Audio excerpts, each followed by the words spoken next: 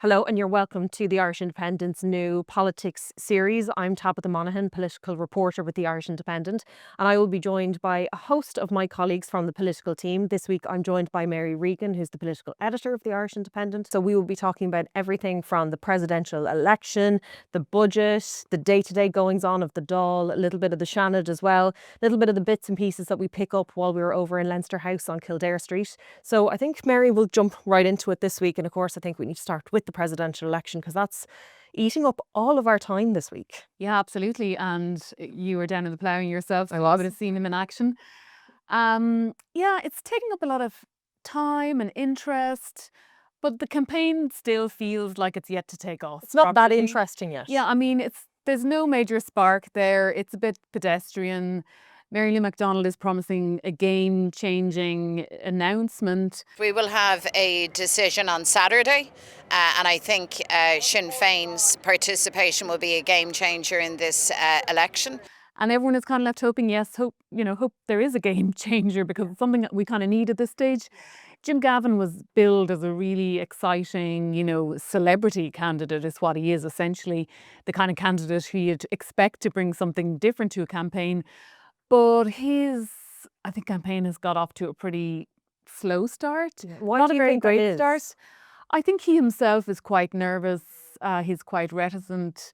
Obviously, there was the issue around how it was the selection process within Fianna Fáil. TDs and senators and MEPs were divided on that. I think for a start, the party isn't fully united as of yet. 29 of those PP members voted for Billy Kelleher. And I still think that the party is not, full whack behind Jim Gavin at this stage. There's still a bit of, maybe a little bit of a, uncertainty among some TDs about his performance this week. But also, he hasn't really come out with a strong message of what he's about. He hasn't, won over the electorate with any, big rallying call of why he is standing for the presidency. We're still not entirely sure. We don't have much of a tagline from him, do we? Because I think Heather Humphreys is very much leaning into kind of not necessarily the United Ireland, but like building unity, talking to communities. She has lent on the idea that she can work with people across the border. Her work on the commemorations around the 1916 Rising has come up an awful lot. We're just not really sure what Jim Gavin's about yet. But I wonder, is it somebody who's just been thrown into the deep end here? And like you were saying, I was at the Ploughing Championships for 2 days. It was like penance this week, even though I was looking forward to it a little bit. I just think he doesn't even know maybe himself what he's about yet. He knows who he is, what he's about, what he's done, and he has that kind of public service background. But I don't know if he has that kind of one tagline that he almost like you said, like can latch onto and we can understand, okay, this is who you are. Yeah, and I think people are looking at it going, what is he standing for? What is he in this race for? Why does he want to be president? And he hasn't really answered that. And it hasn't been helped by his campaign video, which has been slagged right across the country when he was down in the farm playing farmer for a while. Yeah, we know like the problem with the video was kind of, he didn't close the gate. A major trigger for anyone who grew up anywhere near a farm. The words of terror are, the gate was left open. He wore the light-coloured trousers and he was sort of kneeling down, rubbing the dog of the cattle behind him. But it wasn't about the gate as such. It was about the sort of lack of authenticity, I think, about who he was. Why was he the Dubs manager, presenting himself as a farmer when everyone knows that he actually isn't, And it just came across as insincere, unconvincing, and I think people are just looking at it going, why is he sort of play acting when we don't really know who he is?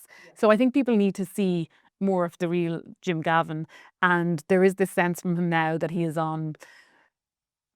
performing. He's like really thrown into the deep end of politics, facing media scrums. And in fairness, he has spoken to the media plenty of times.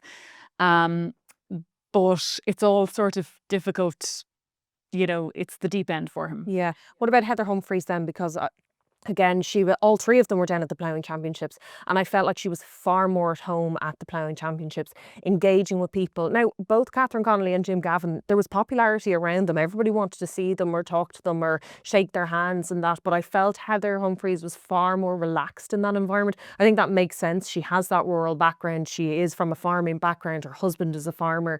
She was the Rural Affairs Minister, which I think was a big plus for her. She's been all over the country.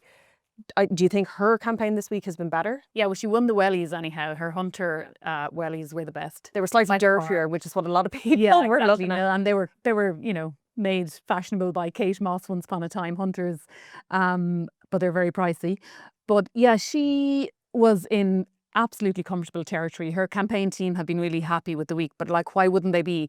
This is her audience. These are her people. She would have met an awful lot of people at the Ploughing on many previous occasions as in her role as Minister for Community Affairs in particular. And she was received quite warmly at the Ploughing from what I understand. But, that's the easy bit for her, What's the challenge for her? I think the challenge for her will be to come across as presidential.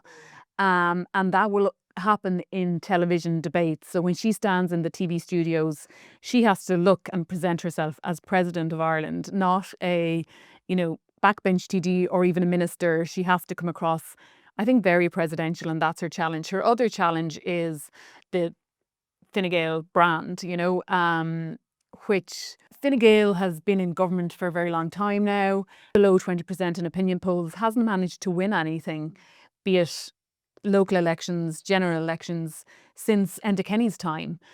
And it's just not on a winning streak at all. And her association with Fine Gael and the decisions made by the Fine Gael government, I think, are something that will be a difficulty for her. And it's a bit of a catch-22 because she will probably try to have to distance herself a bit from the party and look more independent and presidential away from the party. But at the same time, she needs, particularly in Dublin, some of the party heavy hitters to be out canvassing for her, Like Pascal Donoghue and that. Exactly, to get their voting share to win it for herself. And another thing that I heard back from the Ploughing is that she's very popular amongst women voters in particular, and women were very warm towards her and approaching her, etc. And that is possibly Jim Gavin's weakness. And the poll said that as well. Yeah, if we look at the Ireland Think Sunday Independent poll, he was at 14% amongst women voters. So yeah, that's sort of, he needs to win over more women voters, more rural voters, which he was obviously trying to do with that video. And she needs to win Dublin voters and voters outside of Fine Gael's core base. What about Catherine Connolly then? Because I think this week in particular, for all of them, I think it was important. But for Catherine, she's never been at a Ploughing Championships at all, ever. So her first day ever going to this massive event every year was Tuesday, and I think that was a big deal for her. A big deal for her campaign. Again, we know from the poll she is quite popular in Dublin, which I was actually quite surprised by, because I didn't know if she would have that reach outside of Galway and even outside the Leinster House bubble, where she is actually quite popular. The former Lascane Corla. There's a lot of respect for her, even aside from the party politics thing. I think there is a good bit of respect for her even then. So this was a big week for her, engaging with people, trying to learn what the not just the farming issues are, but what the rural community issues are. I found she did the doorstep with us. I found she was far warmer this week in terms of the media and engaging with the media. She did give us a lot of time.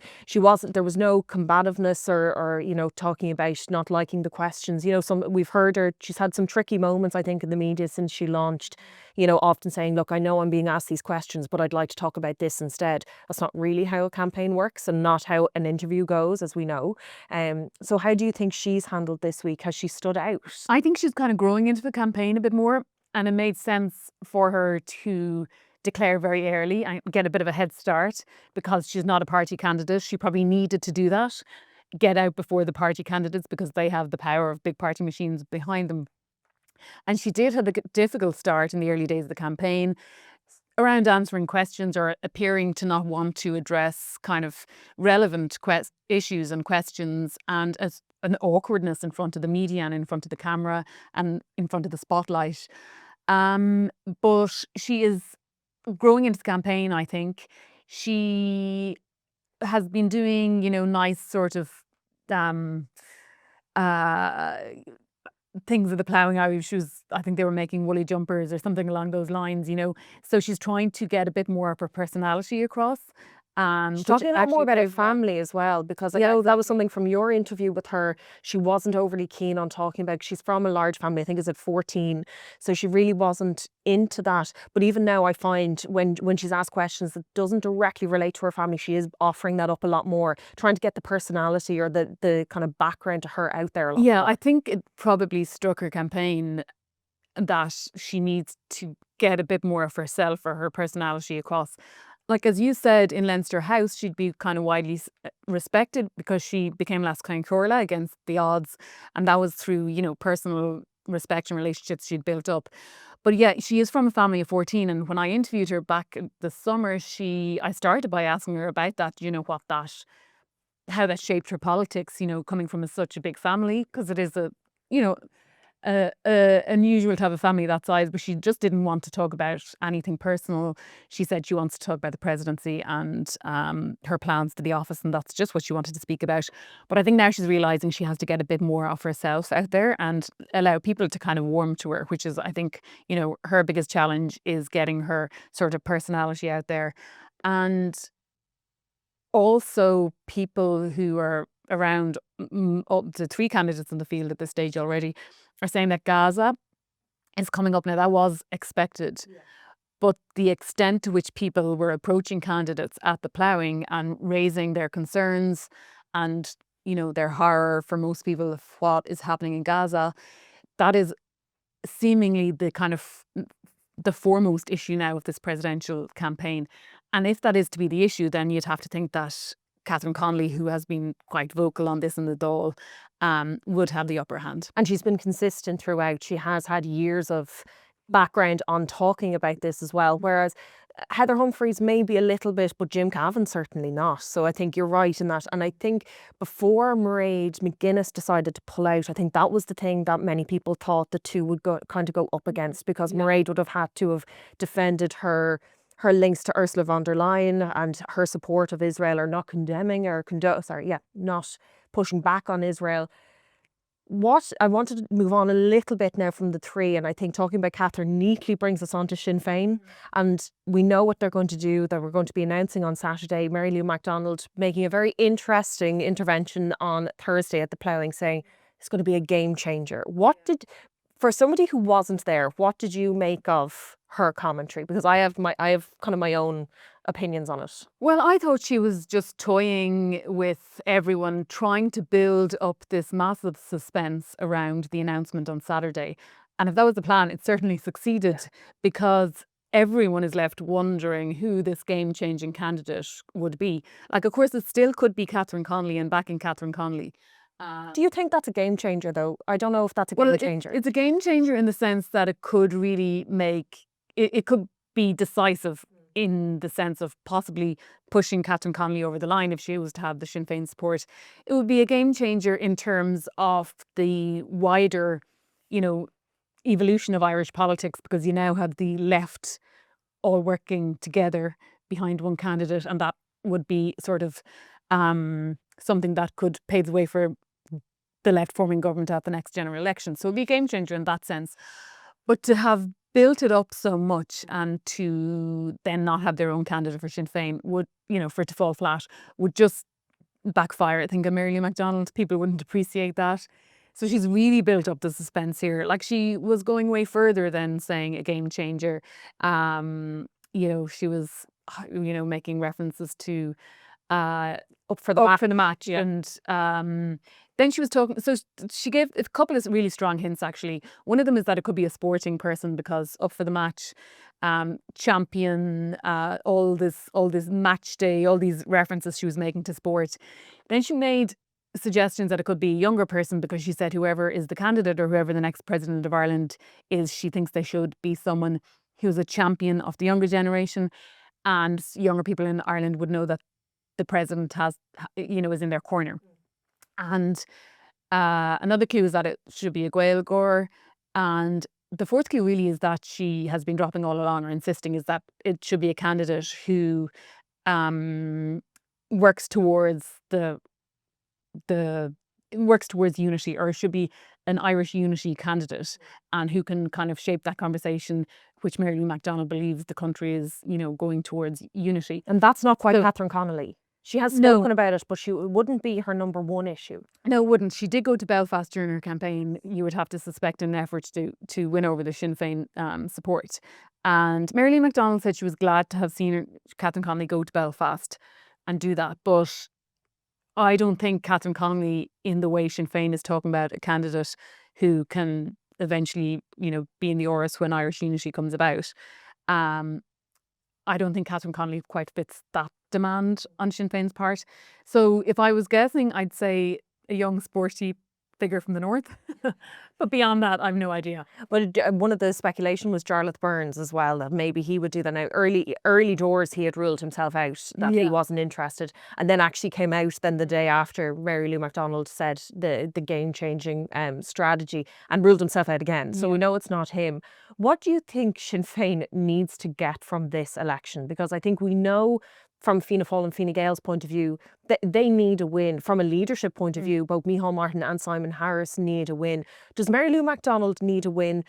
Like you were saying about the united left candidate, is it more important that she unites the left and she becomes the leader of the left, so that there's a tangible path to government for her? What do you think they need most? I think strategically they need to build a left alliance if they are to show a path to a Sinn Féin-led government in this fragmented, broken up, kind of dull system that we have now. Sinn Féin is never going to be in government without the other smaller parties of the left. So strategically, she needs to be on the side of those left parties, which is why I thought over the past 2 weeks that Catherine Connolly would be the choice, until she made her comments about a game changer. From a Sinn Féin perspective, if they do have their own candidate out there, it is a way to bring people along to vote for Sinn Féin who would never have voted for Sinn Féin before. That's why when Martin McGuinness ran unsuccessfully in 2011, that was a massive game changer, if I can say that, in terms of the sort of evolution of Sinn Féin in the South, because he won a larger vote share than what Sinn Féin had won in previous general elections, which meant that his campaign, or he brought in more voters who hadn't voted Sinn Féin before. And it's sort of, and he was a person with all the party's historical baggage and everything that went with it, and he still managed to increase the vote share for Sinn Féin. So I think, someone who can go beyond the Sinn Féin base, but also put it up to the Fianna Fáil and Fine Gael candidates, or if they were to beat the Fianna Fáil or Fine Gael candidates, that would be a real statement of intent and a statement of where Sinn Féin are at the moment. Finally, I want to talk about the budget, which is getting such little coverage at the moment. It's such little airtime at the moment. And we're so close to it now. What are we, 4 weeks out until the budget, 5 weeks out until the budget? And usually at this stage, the kites are flying high. Yeah. We will know. I wonder, is there two reasons for that? A, there just aren't that many kites to be flown this year, especially in terms of like personal tax. We know that there aren't going to be a huge amount of space there for those measures. There's no cost of living package. I think the government and the ministers are blue in the face telling us that at this stage, that this will not happen. Those one-off measures won't happen. There's the few bits like the 2-tier child benefit that they've kind of ruled out. Possibility of what we're going to see in terms of the college fees. What is that about? Why are we not hearing that much about the budget? Is it just the presidential election consuming it at this stage? Or is it just that this isn't a pre-election budget? Yeah, I think the mandarins in the Department of Finance are absolutely delighted that there's no talk of the budget. As I have to say, are some journalists, myself included, because the build-up and the kite flying for the budget goes on for so long. It's a difficult one to cover. I think there are two reasons this year. One is the presidency, and it's not just there's a media focus on the presidency, it's that there's a political focus. Jack Chambers signing the nomination papers with Jim Gavin. So Jack Chambers is his director of elections. He's also one of the two ministers framing the budget. It's a busy time for him. Exactly, yeah. So how is he going to divide his time between devising the budget and campaigning for Jim Gavin? Because the presidential election is 2 weeks after the budget. So there is an element that a lot of the budget is being left to the last minute, that hasn't been decided yet.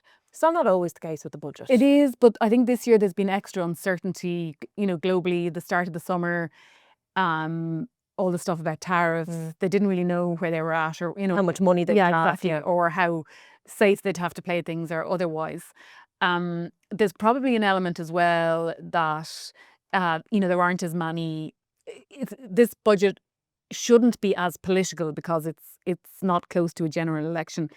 So you find in budgets before the general election, everyone's trying to shape their own narrative or claim the wins, but no one really needs to do that this time, unless, of course, they decide that the budget will influence how the presidential election goes, and then they might decide that this needs to be a political budget. But I think they haven't really got down to the nitty-gritty of framing the budget yet. It's a last-minute budget, is how someone described it to me. So there's a mixture between the presidency and the sort of late nature of this budget. And that is why we're not hearing so much about it. But I think the talks, from what I understand, are just really going to start ramping up now over the next week. Well, they have to, because there's only whatever there is. There'll be 2 and a half, 3-week run into the budget. So I think this week we'll see a lot more getting down to the nitty-gritty of the budget. And just picking up on what you say, finally, do you think, regardless of what the government decide one way or the other, if this budget will influence the presidential election, do you think it could, or do you think the public are able to differentiate between the budget and what the presidential election is? I think if you speak to people in government or politics, they'll say it won't have a bearing on the election. But if there is something in this budget that lands badly with the public, and it leads into days of criticism of the coalition parties, that could damage their candidates' prospects in the presidential election. I think it's a risk that neither party leader will want to take. So they'll want it to be a safe budget. Now, there won't be any cuts as such. So, the scope for like a backlash against anything is pretty minimal. But at the same time, they'll be wary of anything that lands pretty badly with the public. That will give Sinn Féin the opportunity to, talk about the coalition parties being out of touch and all those things that go with it.